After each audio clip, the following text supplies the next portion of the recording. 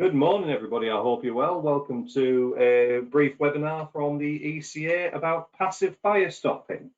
Not necessarily the most interesting or sexy of subjects, but it's something that has become much more vital to contractors in all walks of life over the years, and is absolutely something that is going to hit the headlines a little bit more and put more pressure on electrical contractors.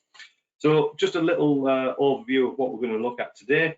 We'll have a look at some requirements for passive fire stopping. This is a little bit of information about ECA and why it's good to be an ECA member. There's all sorts of lovely benefits there, from our software and our business support and our technical support to things like this with electrical contracting news that we do. Now today's chat is going to look at the subject of passive fire stopping, and it's designed to give people an overview of what the requirements are. It's not designed to give somebody a full qualification or CPD. It's designed to highlight where the risks are and how you can hopefully try and mitigate them. If you are interested in training and qualifications related to this, I've got some information at the end of the presentation that I can share with you about that. So today we'll run through a little bit of history. It's a Monday morning, it's nice to have a history lesson. Look at some of the legislation and the guidance, and they're two different things, but we can see what is out there. And then we'll ask a bit of an obvious question, but what is passive fire stopping, and also how it affects me, and particularly our electrical contracting work that we do. And then we'll try and sum it up. And if you do wish to have any questions, feel free to fire away. Do bear with us, the software isn't always that quick and interactive. So I will try and get back to you with some answers at the end if I can. Okay, so a little bit of history. In the lovely heady heydays before COVID and the world was ruined, Summerland Leisure Complex was designed and built in the 60s and 70s, and it opened up in 1971. And this is a photo from the summer of 72.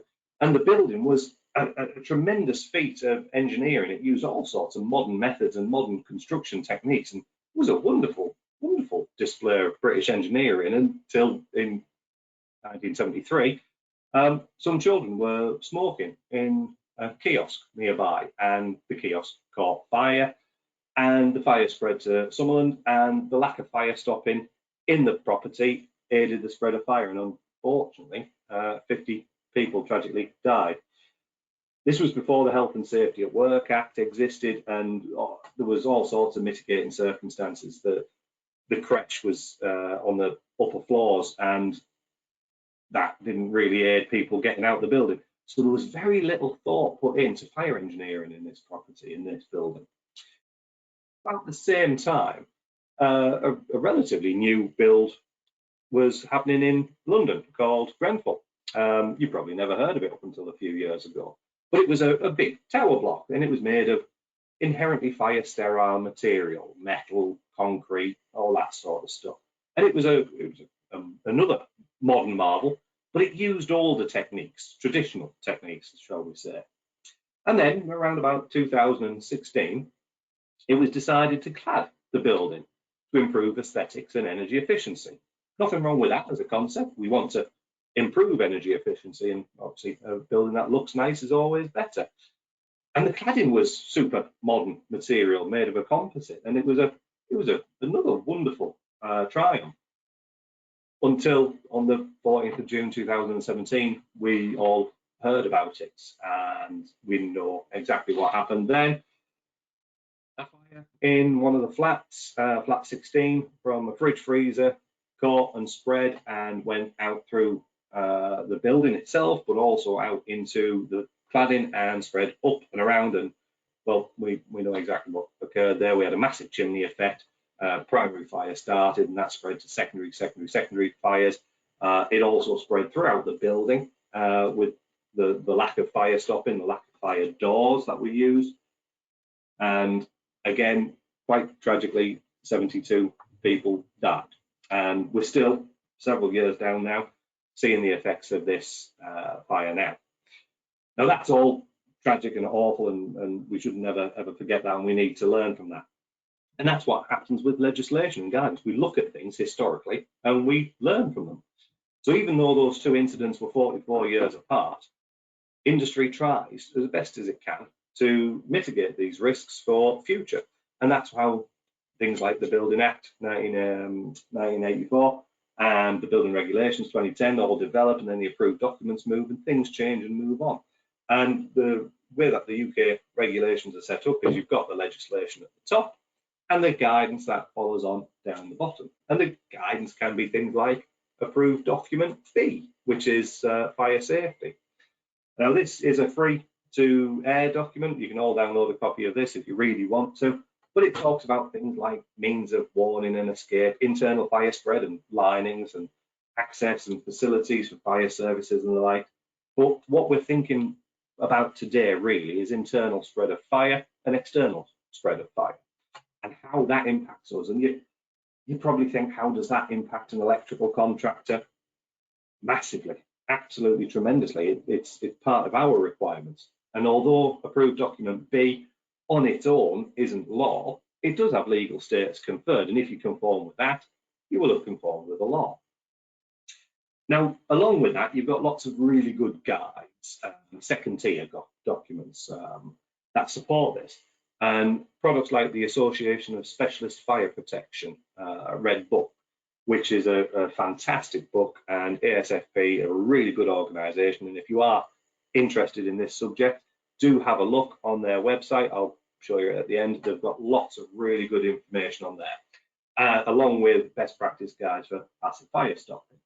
And then there's lots of other legislation that comes into it, depending on where you're working. So Wales has got its own legislation, Scotland's got its own legislation. In the UK, the Regulatory Reform Order, Health and Safety, Electricity at Work, CDM regulations. And then just to make it even more intense and complex, there's a whole heap of British standards that go with it. So fire precautions, safety and design, and of course, 7671. And again, if that isn't even more complicated enough, certain buildings have their own requirements. So hospitals have the HTMs, prisons have the prison design briefing system.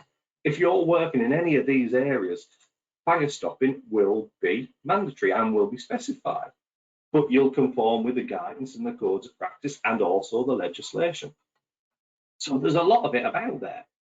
And just saying it's not part of our requirements isn't quite right. It's part of our work, the 7671 work that we do, and it's also part of lot of legislation that is out there. So I've prattled on for 10 minutes now about some history and some background, but what do I mean when I talk about passive fire stopping? What is it?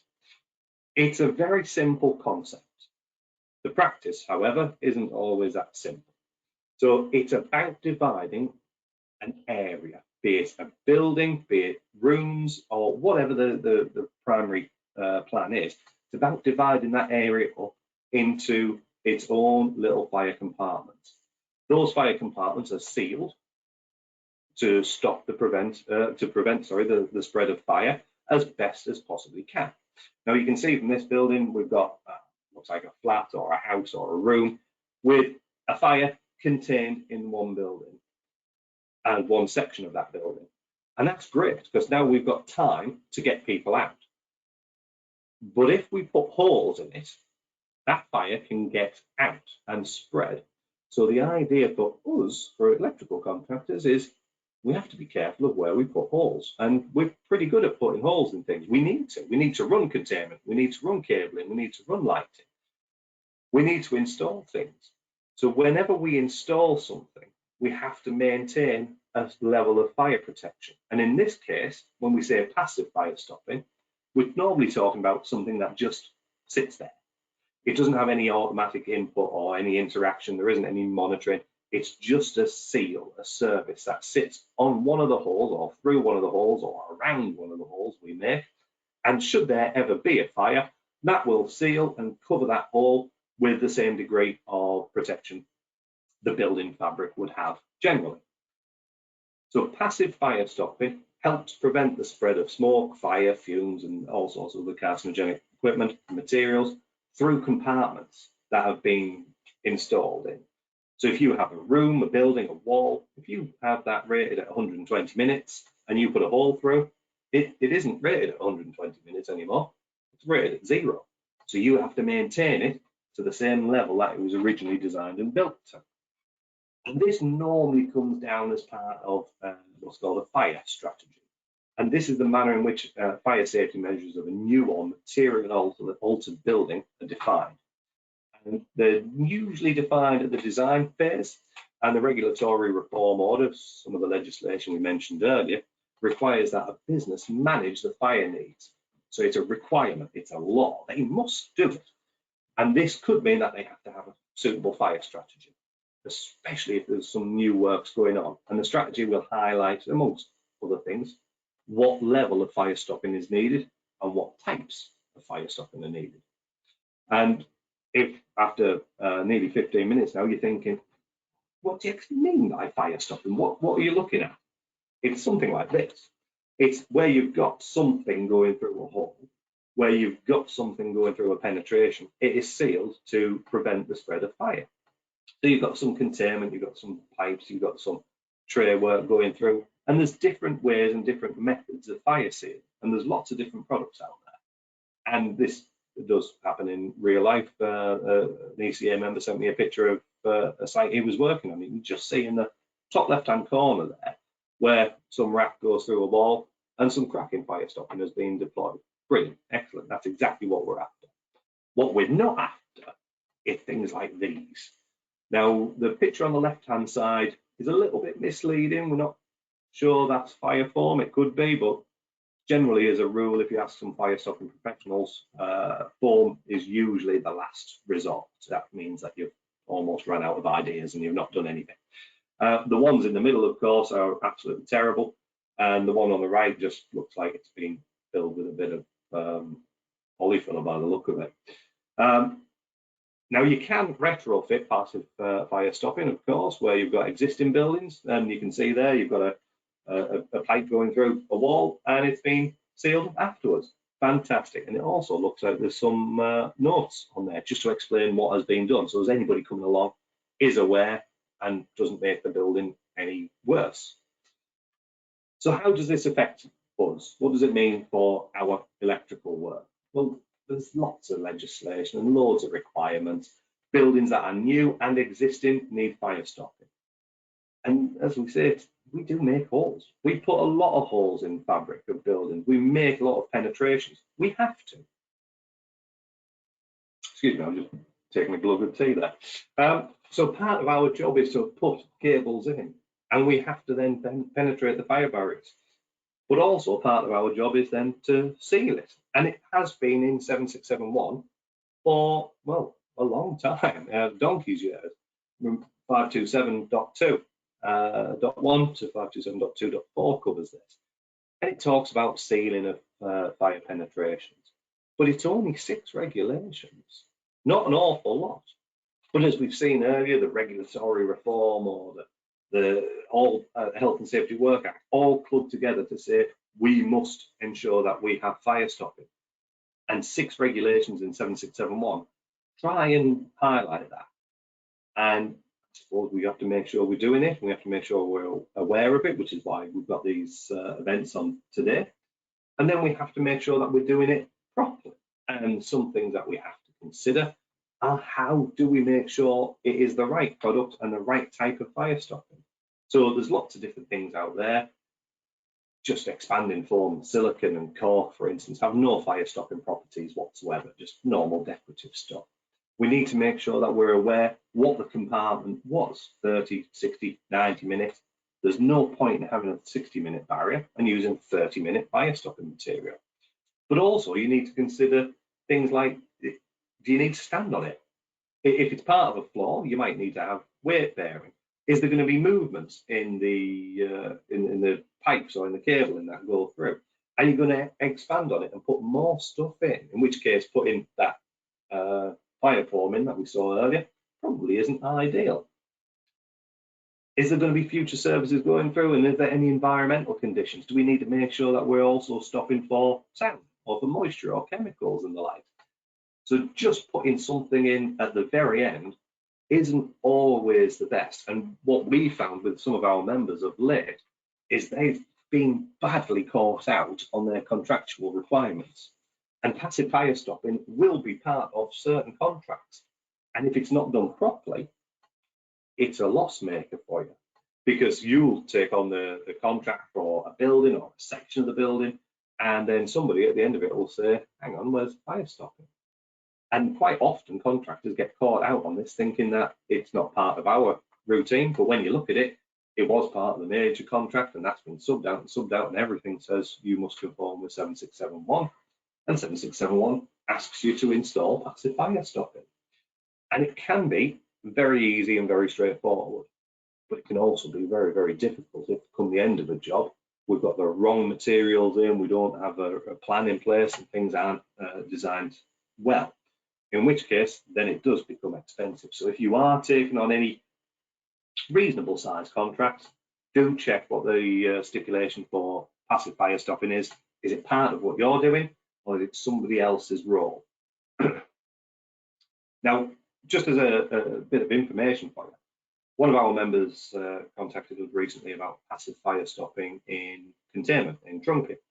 And there's a great piece of kit called a fire pillow that can be used. And a fire pillow is kind of just like that. It's a pillow-shaped piece of equipment that goes in a piece of containment. And he was given this piece of advice from, I believe it was the manufacturer, who should be an expert in passive fire stopping.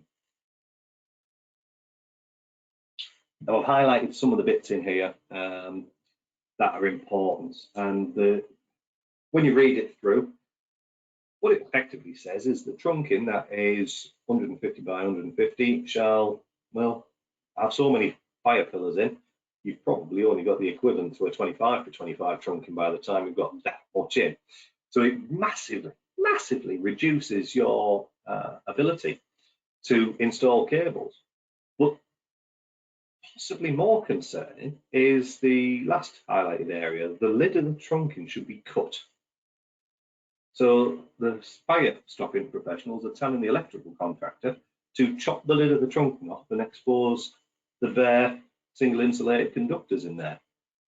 That's not a good method of installing equipment. And this is where we get such confusion, where we've got a product, and it's a good product, but it reduces the trunking capacity down to a fifth of its overall ability, in which case you might have to put more trunking in, or you might have to put bigger trunking in.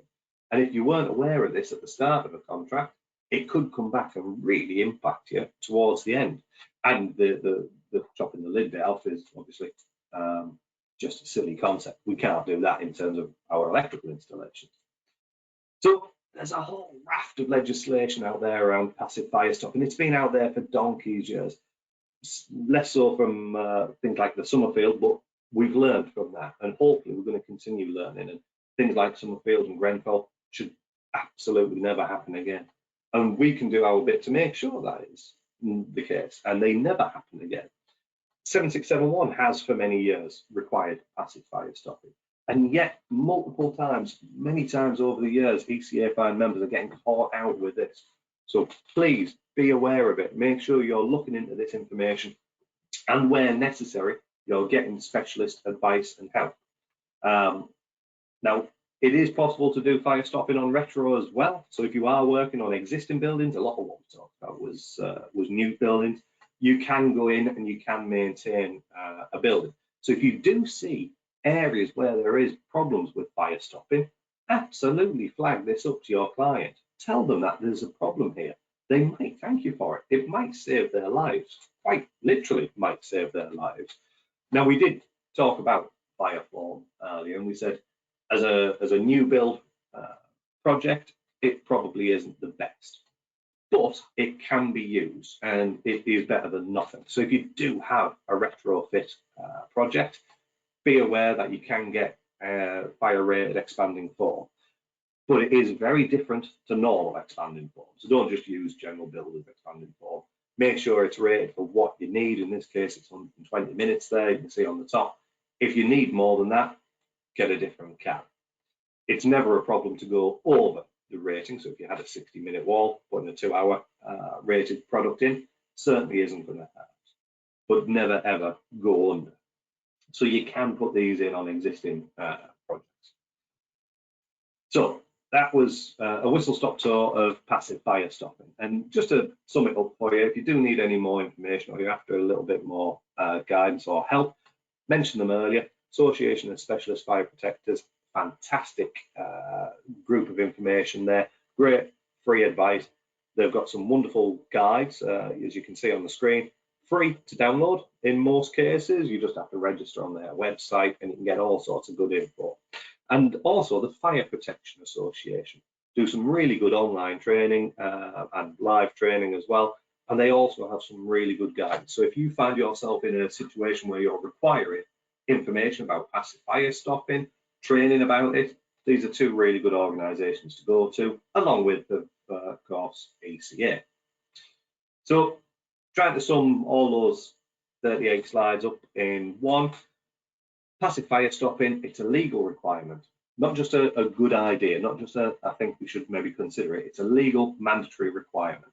And it's been part of many trades work areas, including electrical and mechanical contractors, for donkey's years, forever, as we've been doing this sort of work. But it's very, very, very common to forget it or ignore it, or sometimes do it really badly. So if you are involved in it, seek some specialist advice, get the right products, make sure they're all designed to work in the environment you're in, and make sure you've got the right equipment for that environment. And things like the fire safety and building safety bills are coming. These are more legislation that is going to make life even more onerous, and we will see a massive ramp up in the requirements for things like fire safety and fire stopping since Grenfell. That is going to change our industry for a long, long, long, long time to come, which is very much welcomed and something that we should all try and be aware of. So it's good to get a bit of an understanding about these things now before it comes out and becomes even more onerous in the future. That is all for me. Thank you very much for your time this morning. Hopefully you managed to stay awake. I appreciate it is a Monday morning. And hopefully you've got some good information there that you can go away and pick up on. And if you have got any questions, do feel free to get in touch with either ECA or with ECN. Thank you very much for your time.